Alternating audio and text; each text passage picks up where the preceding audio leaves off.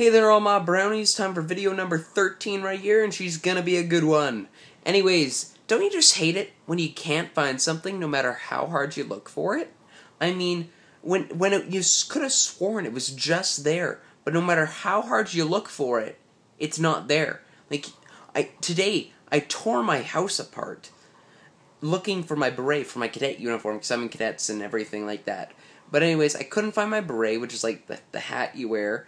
And anyways, I couldn't find it. No matter how hard I looked, no matter where I looked, it wasn't there. And then I had my brother helping me, and then I had my mom, and then my dad, and no matter where we looked and how hard we looked, it just couldn't be found.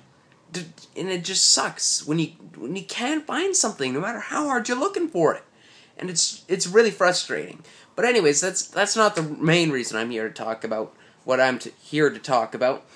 I saw an interesting thing while I was on my phone, and it was a story in Global News about a British guy who was a soldier in the British Army, and he moved to Canada with his wife, and he has PTSD. And anyways, he got charged and put in jail, and he was in his cell for 6 days all alone, and he had PTSD attacks, because I mean, like, what's not stressful about being in jail?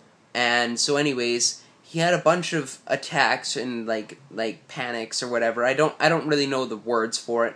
But anyways, he had all these problems because he has PTSD, and he wasn't getting any help. I mean, just the fact that no one was thinking, this guy's having some mental breakdowns and stuff, he might need some help. But anyways, he got released on bail after 6 days of spending alone pretty much in prison, which the reason he was in prison was pretty bogus, because his wife asked a police officer what kind of PTSD like support groups and stuff were in the city, because they had recently just moved to Lethbridge from Vancouver.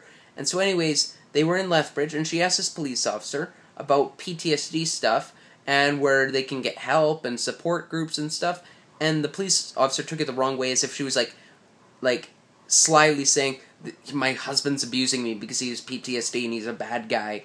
But that's not what she was saying, and the police officer took it that way, and she's like, oh, we don't trust ex-military and stuff with PTSD and stuff like that. And so anyways, they arrested him for abusing her, which he didn't, and for uttering threats and like attacking, which the reason they say he was being violent was because he dropped a plate and it broke. And so they said he was breaking plates out of rage. And it was a really bogus reason to put him in jail. But anyways, the thing is he was put in jail, and he wasn't helped at all with his mental problems. And then he saw on the news a story of a Canadian soldier who was in jail with PTSD, who had recently just committed suicide. And it's just becoming a growing problem of PTSD being overlooked. I mean, it's a serious thing. And it's not, like, PTSD does not make you a bad person. It just means you had a stressful event in your life, and every once in a while you have problems with it. I mean, PTSD people don't just randomly go out and kill someone because they're having a PTSD attack. They don't randomly hurt people just because they have PTSD. I mean, it's happened before, but that doesn't make every PTSD person a threat and a wart on society, and they're not a bad person. And it's become really overlooked, and it's just a growing problem of ex-military becoming overlooked. I mean, those people risk their lives. They put their lives on the line to protect your country, and we're not even helping them at all. And it's disgusting that we don't help our military. I mean, there's homeless veterans, and we shouldn't be treating our veterans like that. Our veterans deserve our utmost respect because of what they did. And I think we really need to thank our veterans more for what they do. I mean, they put their life on the line to help you. And really, they're not getting paid a whole lot. They're not getting any help back home. And I think we should start treating our veterans with a lot more respect and with helping them more. There should not be veterans on the street. That just shouldn't be a thing.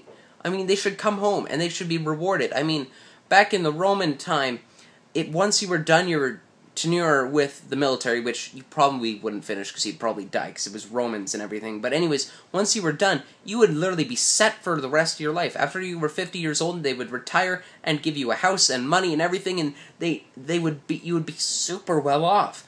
And that's what I think we should do for our veterans. They shouldn't be on our streets after they were out fighting our wars. They should be in a home. They should be set financially. And I think the government really needs to pick it up and help our veterans. They don't deserve that. They deserve our utmost respect and our most help. So if you see a veteran out there, thank them for their service because they really deserve those things. Give it to them because they went out and they risked their lives for you. So next time you see a veteran, be sure to thank them. Maybe give them a brownie.